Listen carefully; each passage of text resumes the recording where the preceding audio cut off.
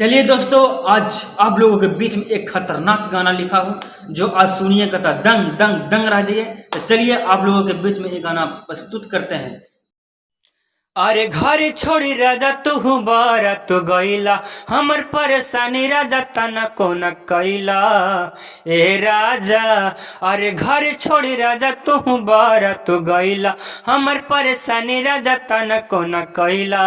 जाबा जाए के रहे तोहरा बहाराना, जाबा जाए के रहे तोहरा बहाराना, काहे गाबाना करा के लैला घरा बना, काहे गाबाना करा के लैला घरा बना।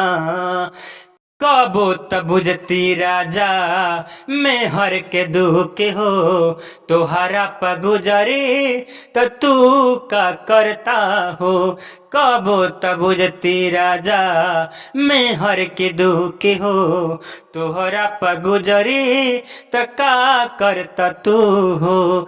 कबो राजा जी तू न सुधारा बाका, कबो राजा जी तू न सुधारा बाका, काहे गाबाना करा के लैला घरा बना, काहे गाबाना करा के लैला घरा बना।